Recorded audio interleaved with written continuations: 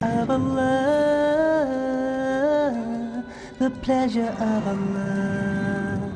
Oh, you who believe, read the Quran every night of Ramadan, night of Ramadan. Welcome, O Ramadan, it is Ramadan, it is Ramadan.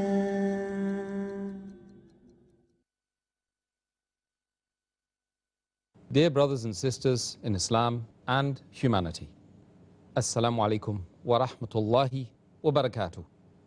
May peace, mercy and blessings of Allah subhanahu wa ta'ala be on all of you. Welcome to the show, Ramadan, a date with Dr. Zakir.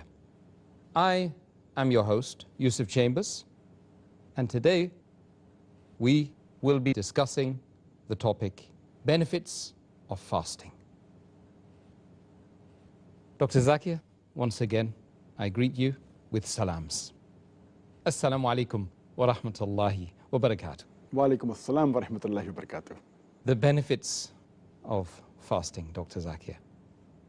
In the previous episode, we discussed the objectives of fasting, and within the objectives of fasting, we mentioned the spiritual, religious benefits. Are there any other benefits that you need to tell the audience about? Alhamdulillah, wassalatu wassalam, ala rasulillah wa ala alihi wa sahbihi ajmain, amma ba'd. A'udhu billahi minash shaitanir rajim, bismillahir rahmanir rahim, rabbi shrah li sadri wa yassir li amri, wahlul 'uqdatam min lisani yafqahu qawli. As far as benefits, besides religious and spiritual benefits, there are various benefits of fasting, and as you rightly mentioned in the last interview discussed about religious and spiritual, there are other benefits which can be categorized into three different categories. Physical benefits of fasting, there are psychological benefits of fasting, as well as there are social benefits of fasting. I see. Let's move on to the first category, the physical benefits. What exactly are the physical benefits of fasting?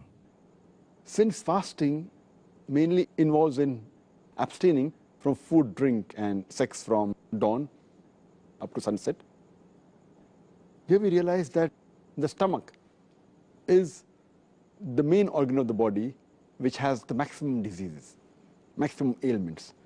That's why beloved Prophet Muhammad said, it's mentioned in Ibn Majah, volume number 4, hadith number 3349, our beloved Prophet said that there is nothing better that a son of Adam can fill in the container with more evils than the stomach.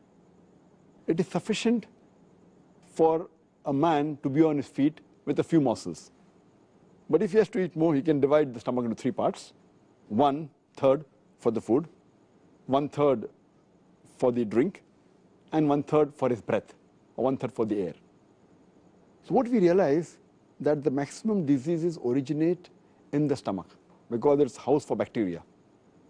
And the food that we eat, it enters the stomach. From the stomach, it gets digested, goes into the intestinal tract. Then the food nutrients enter the bloodstream and then goes to almost all the different organs of the body. And we realize that the stomach is working continuously throughout the life. It never gets any rest. When we fast, this stomach, which is a very delicate organ, though it's very delicate, it is a very complicated organ. It's delicate, at the same time it's very important. It keeps on working throughout the day. This organ, while we fast, when no food enters for several hours, it gets rest. And the toxins that are there in the body, they are removed, they are purged out. So fasting is a very good way that physically it's beneficial for the body, it removes all the toxins, and it helps in various diseases.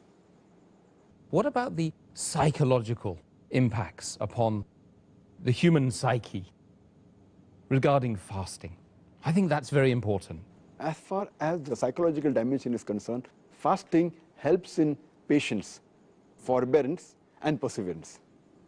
It helps a person to increase his self-control, his self-worth. It helps him to increase the self-reflexivity. Also, the self-training and discipline is improved. The main psychological benefit of fasting is the increase in patience and perseverance. And it can make a person who says, I cannot do, it can make him say, I can do. And fasting helps in the conditioning of the heart, body, mind, and soul. It improves the overall dimension of the human being. And fasting is a sort of training. It even helps in behavioral change. And changing a behavior is very difficult. A person who's used to a particular behavior very difficult. It is, as we say, that the best type of jihad is jihad fil nafs. That is, striving against your own soul. So to change the habits is one of the things which is most difficult, which fasting can do. And since jihad, that is going in the battlefield, is of utmost importance when required, if you cannot do jihad, if you cannot strive against your own soul, how can you strive against the enemy? So therefore, fasting helps in that dimension. That's the reason fasting was made fard before jihad. Fasting was made fard 15 years after Prophethood in the second Hijri. And next year, 1 year later, jihad was made fard. So Allah subhanahu wa ta'ala first wanted to train and make the Muslims fit psychologically with the help of fasting. And then the qital part was made first, so psychologically it's very helpful. And normally, a human being, he eats 3 meals in a day. In a week, about 21 meals.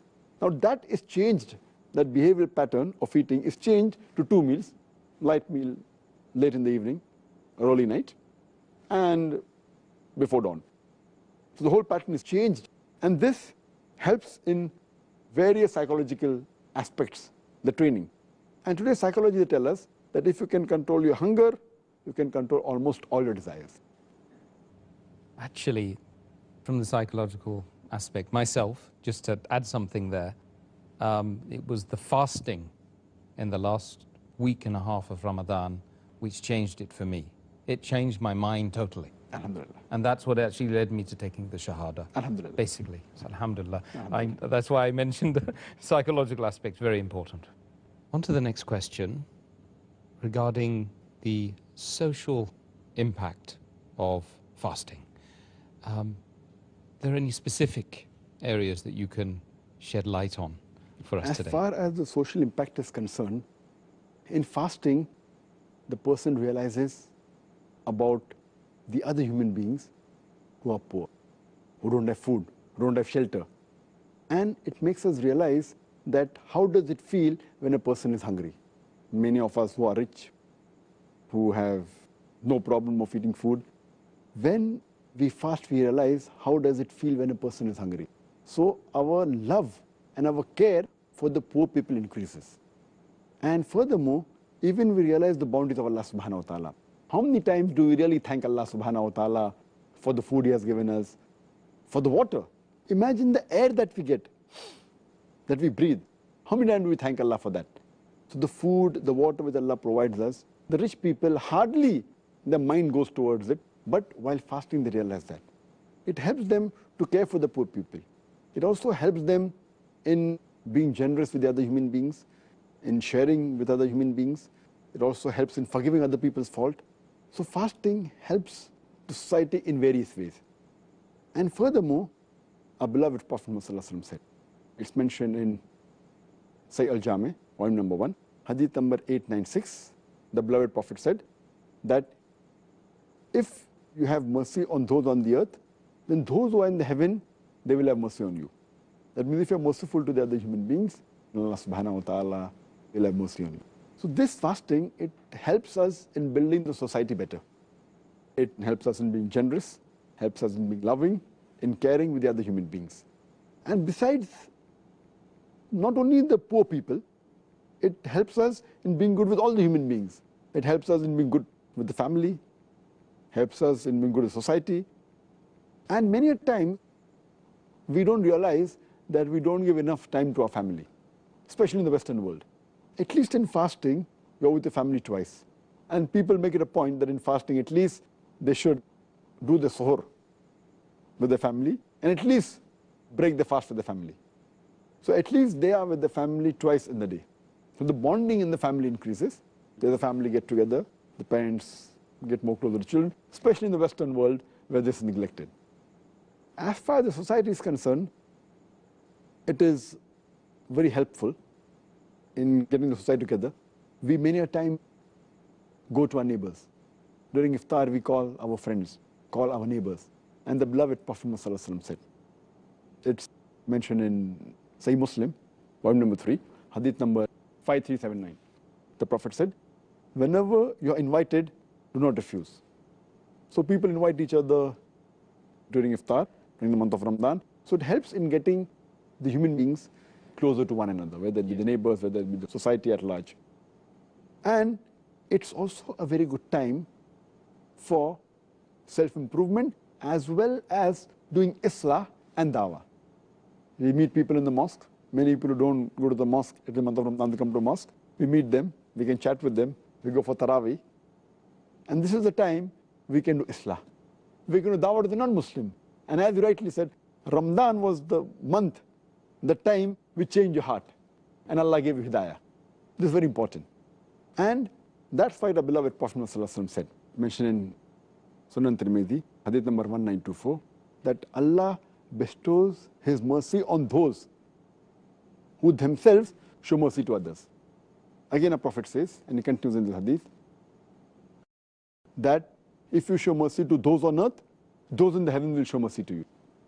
So, fasting helps in building up the society and getting people closer to one another. Jazakallah khair. Dear brothers and sisters, inshallah, we'll meet soon after a short break. Assalamu alaikum wa rahmatullahi wa barakatuh. It is Ramadan.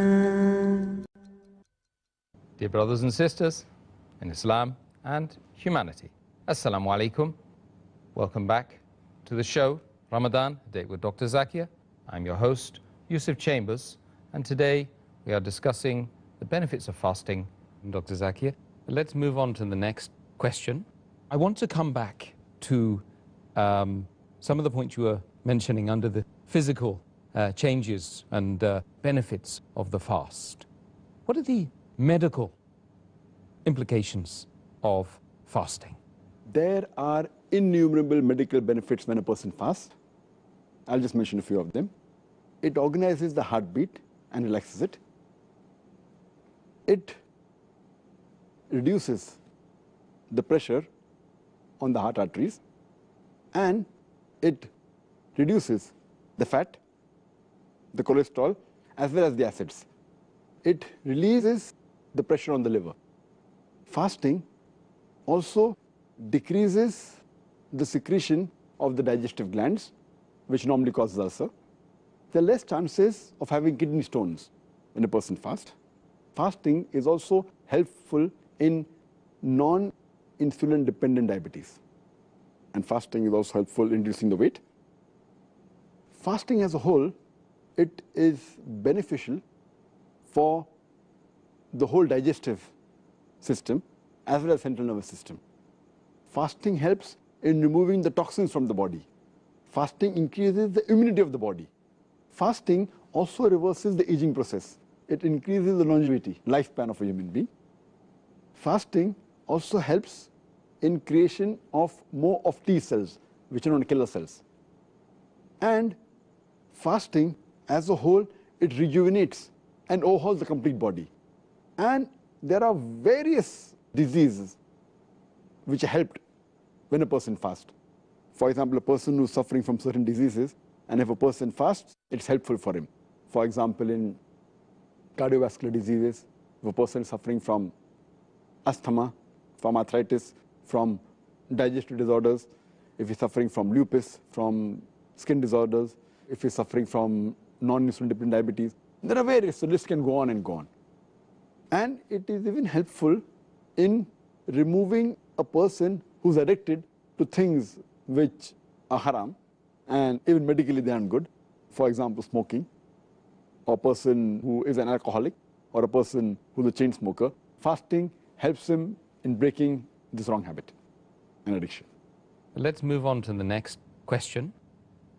Relates to the science behind the benefits of fasting. There are some people, and I want to know whether they're right or not, who say that fasting actually has some harmful effects on a person, psychological, social, physical, etc. Is that correct? Several researches have been done by many scientists as far as fasting is concerned, and what effect does it have in various aspects of the human body. And scientists will tell us that when a person takes in food, it increases the metabolism of the body. When the food intake is reduced, or when a person fasts, the body metabolism rate goes down by about 22%. And if you fast continuously for several days or for a month, then this stabilizes at a lower rate. So the body metabolism rate is reduced by fasting. Further, there was research done on various groups of male and female Muslims who had fasted, and it showed that there was a slight reduction in the body weight, but there was an increase in the glucose level.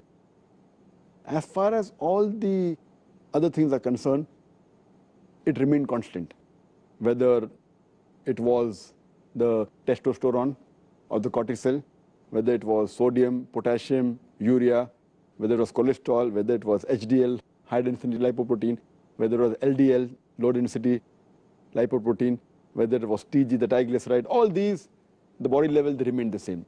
The fasting did not have any effect on them, except it increased the glucose level, and there was a slight reduction in weight. When another research was conducted in Iran, where some men fasted for about 17 hours, for about 30 days in the month of Ramadan, it showed that it had no effect on the male reproductive hormone, on the testosterone. And it had no effect on the HPTA as well as on the thyroid hormones. There were several researches conducted. There was also there was a study made which was called as increase in oxidation in the month of Ramadan on healthy women, away from maintaining the weight maintenance. And it showed that during fasting, there was no change as far as the physiology of the body was concerned. The weight was same and all the functions were the same. Fasting increases the fat oxidation and decreases the carbohydrate oxidation. And we have to realize that we have to let the physicians of the Western world, they should know that they should note the levels of bilirubin and glucose while fasting. There were further studies conducted that fasting increases the mucosa developed B lymphocyte cell responsiveness, but did not show a change in the B lymphocyte responsiveness of the rheumatoid arthritis and the health volunteers. But in fasting, it increased the longevity of the life, increases the lifespan. There were many researches conducted in animals, it increases lifespan. Further research was conducted on the lactating women.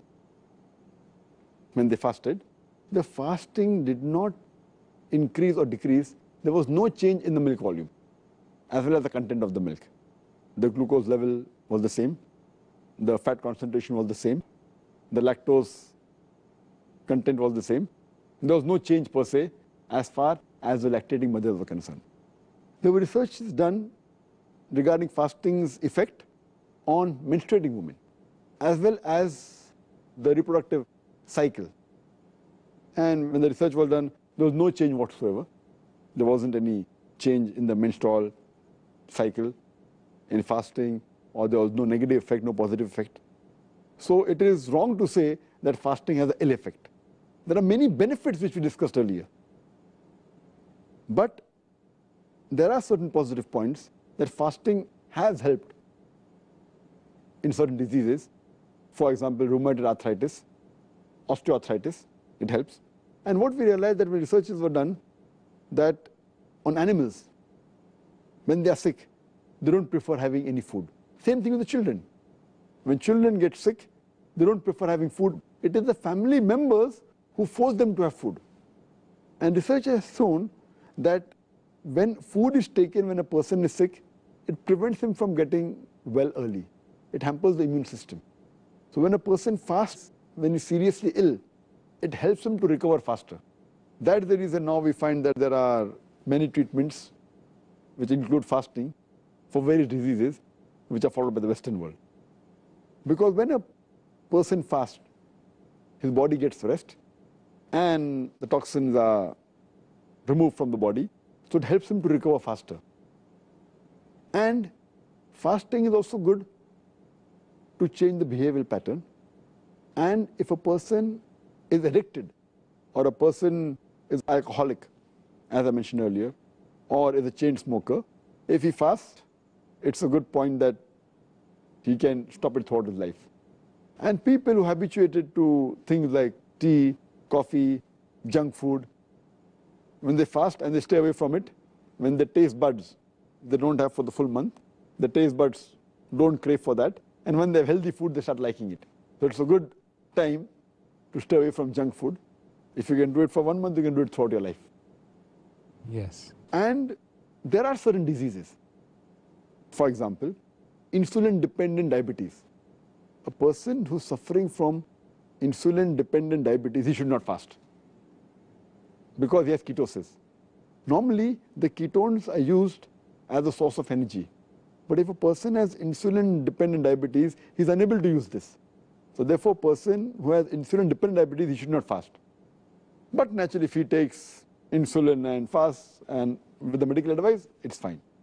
But the other type of diabetes, which is more common, non-insulin dependent diabetes, fasting is helpful for that. And as I mentioned earlier, it's helpful in various diseases like cardiovascular disease, asthma, arthritis, digestive tract diseases, in lupus, in skin disease. You can name a list of diseases in which fasting is of great benefit. Brothers and sisters, inshallah, we'll meet soon after this short break. Assalamu alaikum wa rahmatullahi wa barakatuh. It is Ramadan. Dear brothers and sisters in Islam and humanity, Assalamu alaikum.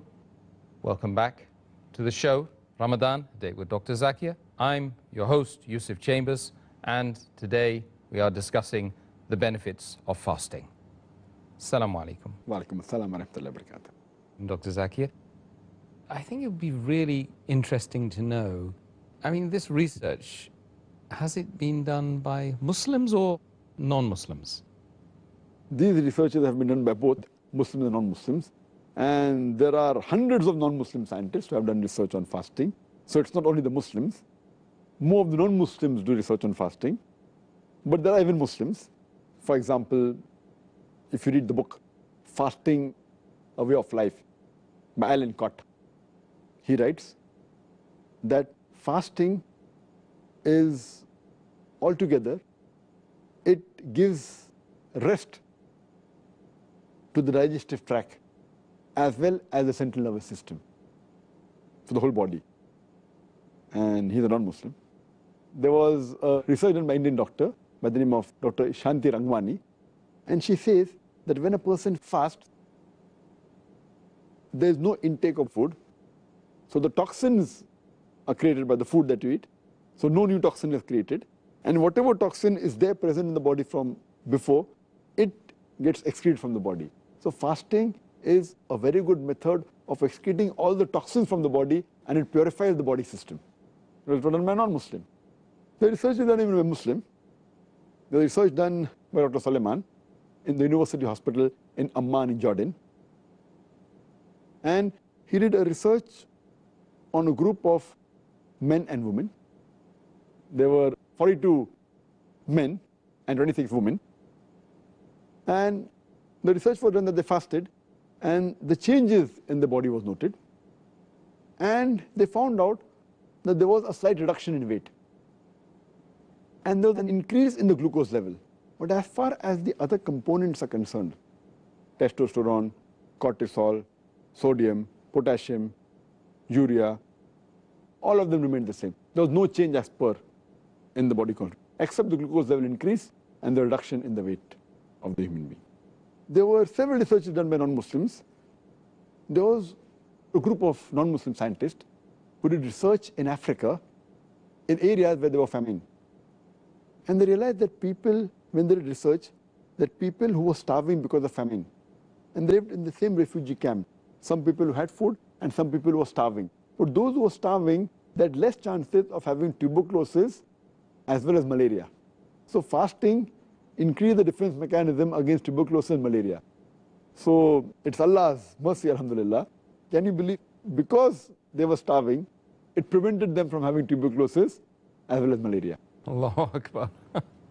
There were researches done by non-Muslims which show that fasting increases the longevity, increases the lifespan, and it has a reversal on the aging process.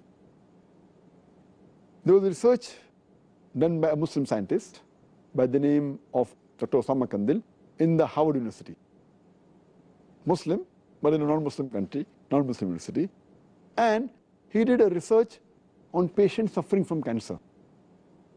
And he tried to find out what way do the cells function, especially the killer cells, which attack the cancer cells.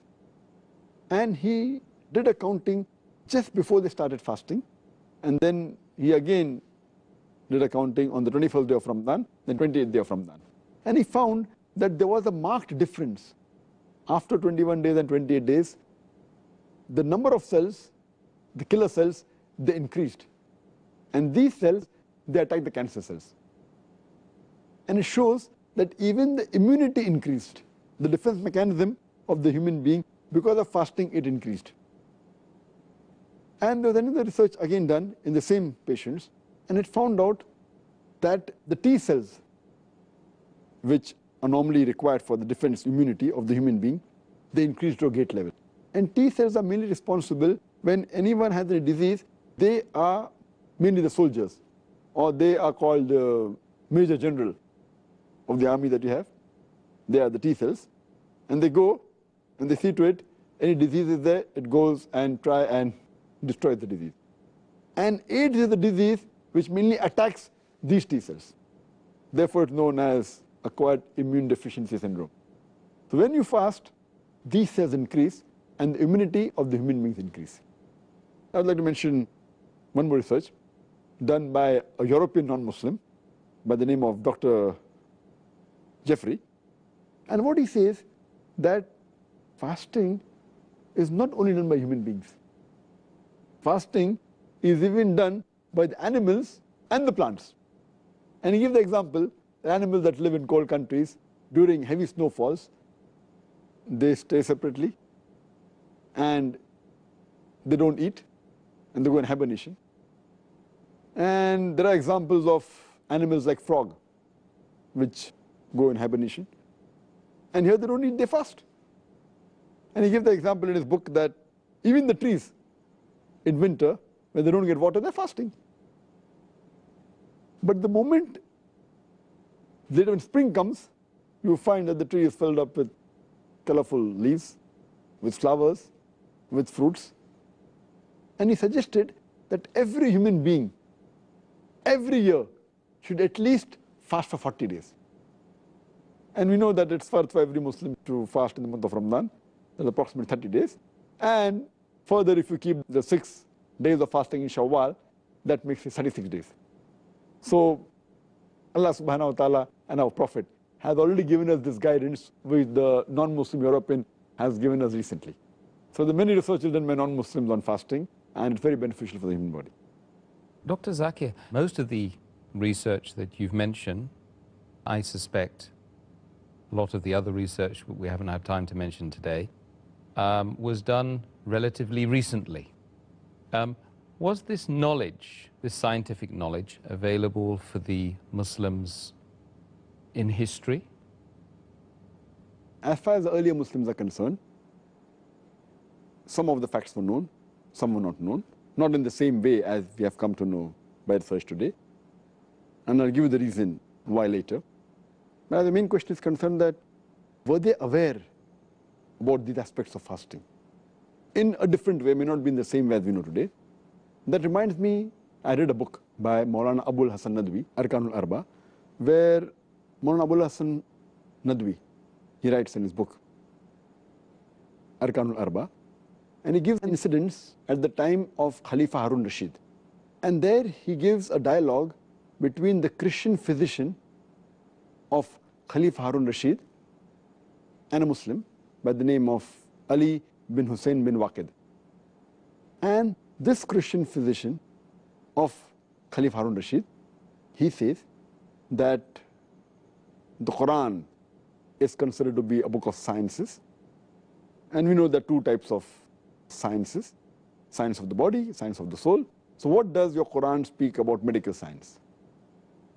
So Ali bin Hussein bin Waqid, he said that Allah subhanahu wa ta'ala, in half a verse of the Quran, he combines both these sciences. When he says in Surah Araf, chapter number 7, verse number 31, eat and drink, but do not waste in excess. For Allah subhanahu wa ta'ala likes not the people who waste. Then the Christian scientist says, but what did your Prophet Muhammad sallallahu alaihi wasallam say about medicine?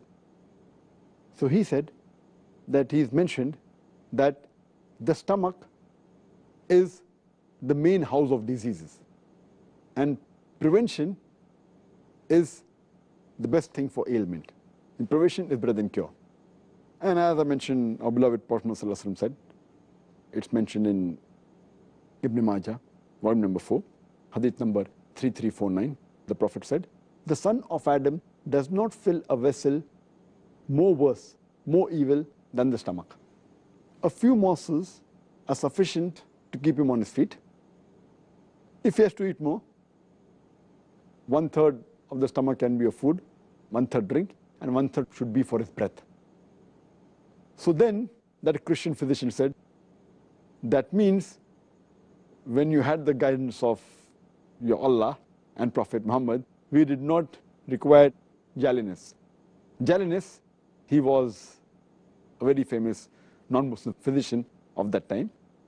So what the Prophet and Allah say is a telegraphic message, which we have done research today. But the Prophet also already has given in a nutshell the message before.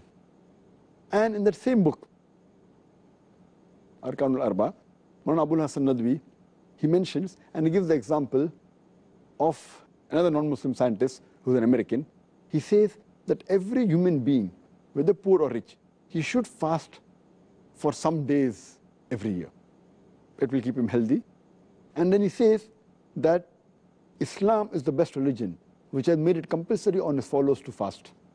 And he said that Prophet Muhammad, peace be upon him, was the best physician who has prescribed fasting. And he said that there's no better healthy way than fasting, and after that Taraweeh, in which you have to do some exercise, according to him, which helps in digestion. So if you realize that the non-Muslims appreciated the religion of Islam after doing research. Though many of the Muslims are aware about the medical benefits of fasting, but we Muslims, we don't fast for these medical benefits. We fast for sake of Allah subhanahu wa ta'ala, for the pleasure of Allah subhanahu wa ta'ala. We don't fast for the medical benefits. These medical benefits are ancillary. Yeah.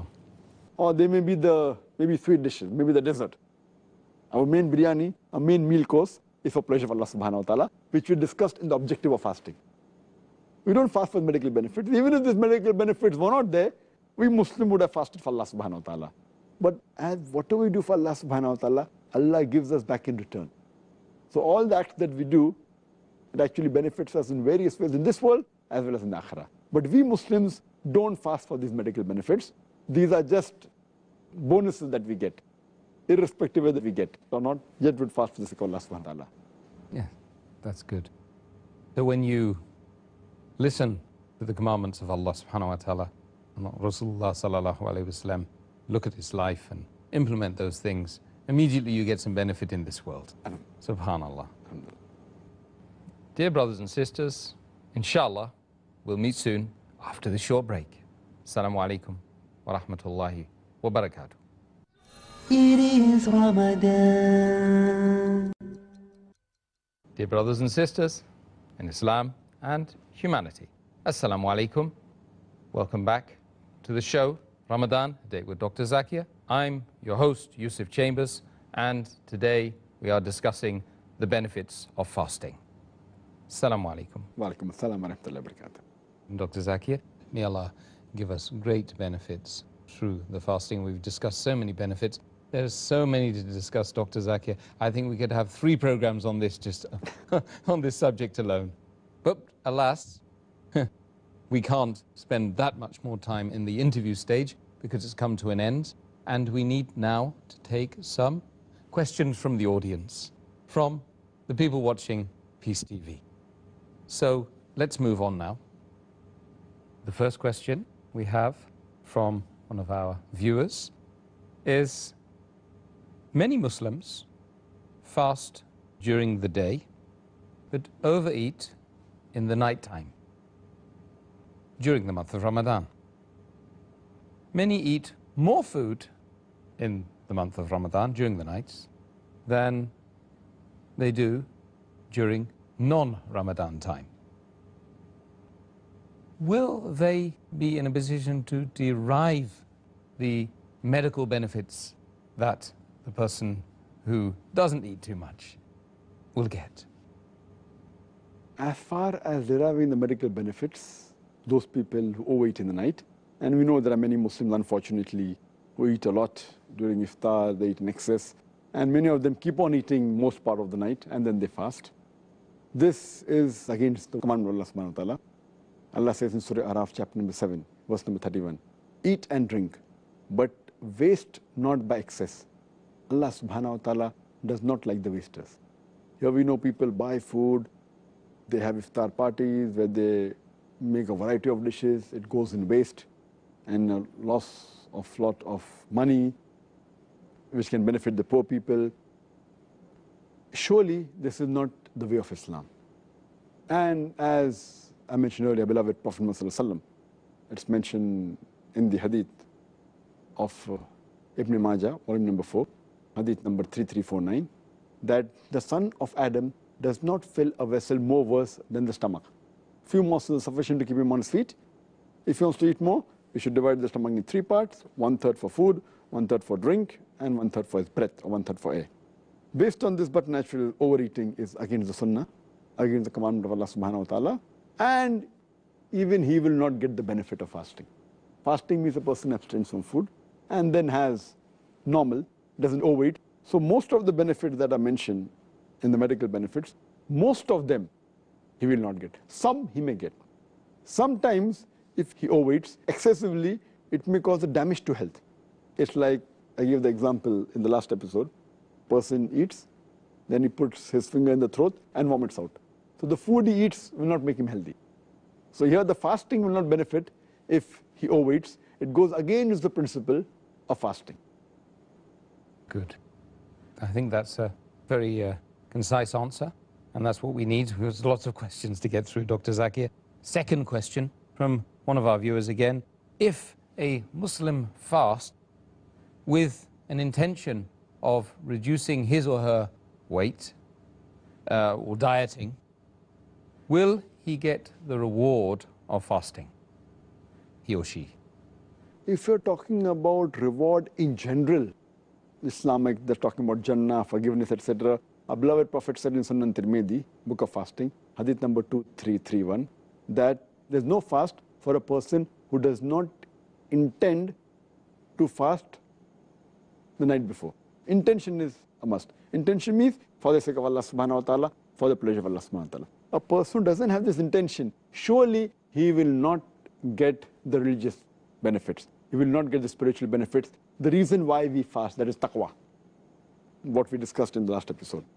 As far as the other medical benefits the person does for dieting, or if he does for weight loss, he may get those benefits.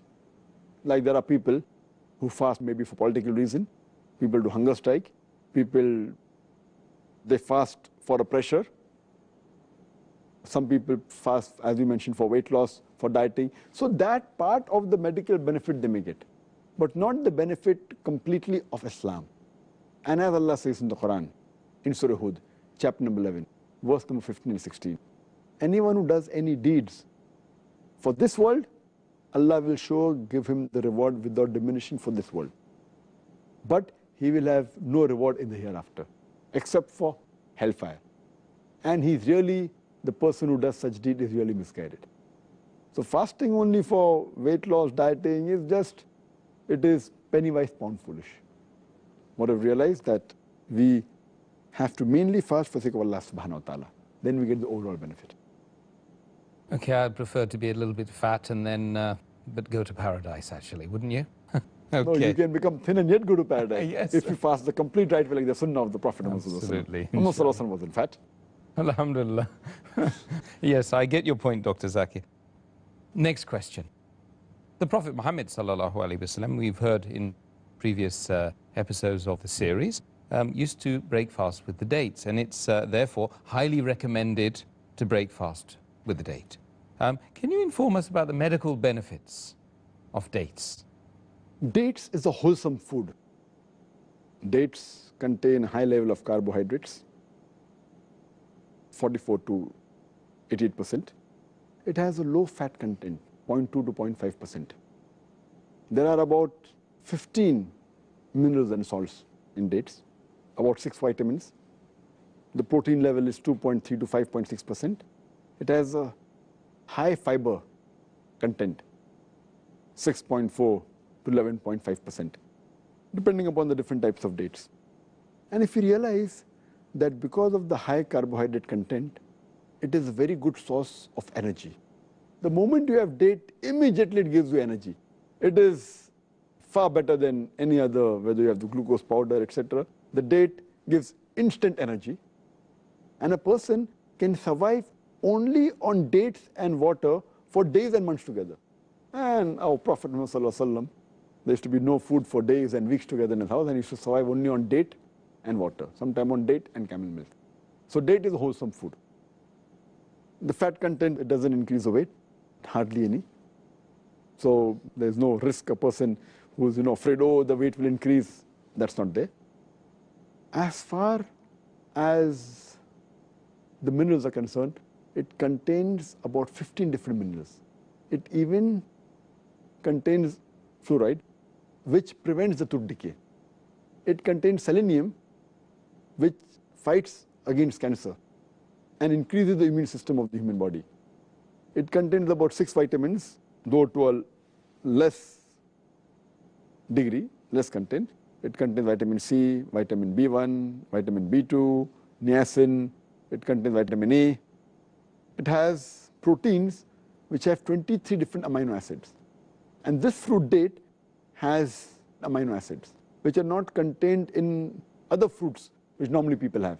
It's not present in apple, oranges, banana, but it is there in the date. And date also has a very high content of fiber. It's a fibrous diet. So it's good for digestion. When you have date, the digestion gets cleared. It can cure constipation, and the digestive system is clear. It has various benefits, and it is a wholesome food. And we realize that, alhamdulillah, in the last 40 years, the production of date has increased by 2.9 times. And the population of the world has increased twice. So the date population is much more than the population of the human beings, because it's very wholesome food and instant energy. Next question. Somebody wants to know, how does fasting differ from anorexia? Anorexia, by definition, means loss of appetite. It's a medical word used for loss of appetite. And many a time this happens in certain people, those who are dieting. It's common in young ladies. It's a sort of a disease that those who diet, they abstain from food, and then that becomes the habit, and they don't want to have anything. And sometimes they may go into anorexia nervosa, that psychological disorder that they fear eating, thinking that if they eat, they will increase weight, and that becomes a psychological disorder. So anorexia is nothing but loss of appetite, and dieting is not preferred, because most of the people that diet, the moment they come off the diet, they either go into anorexia nervosa, that's a psychological disorder which I mentioned, which they fear eating anything, increase of weight, and then they lose weight, the health goes down, or they go into a binge of overeating, bulimic, they eat excessive food. And there were several researches conducted on this, including in Michigan in 1995, where about 557 young ladies enrolled in the university, out of which 86% were dieting. Only 2% of them, they used to eat excessively. But in 6 months' time, 19% added into the bulimic category. They start eating more. Because the moment you stop dieting, you tend to eat excessively and become more fat, or you go vice versa on the other side, anorexia nervosa, where you don't eat at all, and that damages your body. Subhanallah.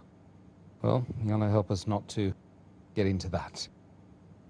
Next question. What is the scientific difference between fasting and starvation? Fasting, scientifically, starts somewhere close to within 12 hours to up to 24 hours. And when the carbohydrate reserves of the body are used as a source of energy, it's called as fasting. Moment it starts after maybe a few hours, initially the food is utilized. When the food intake reduces, and when the carbohydrate reserves of the body is used for energy source, it's called as fasting. But after the carbohydrate source in the body depletes, gets completely used up, then the protein is used. When protein is used as a source of energy, it's called as starvation. Then you find that the muscle mass keeps on reducing, the person becomes thin, and it becomes unhealthy. Scientifically, when the carbohydrate source gets depleted and the protein source is used, it's called as starvation, which is not good for the body at all. Fasting is healthy for the body, starvation is unhealthy. Well, Jazakallah khair once again, Dr. Zakir.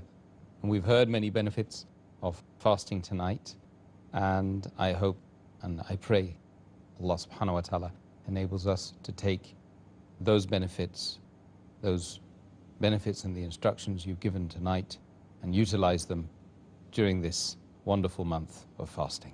Jazakallah khair.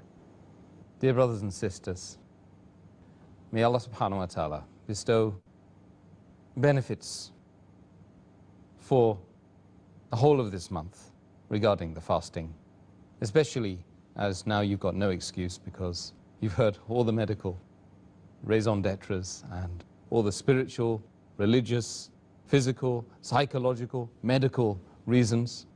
You've got absolutely no excuse.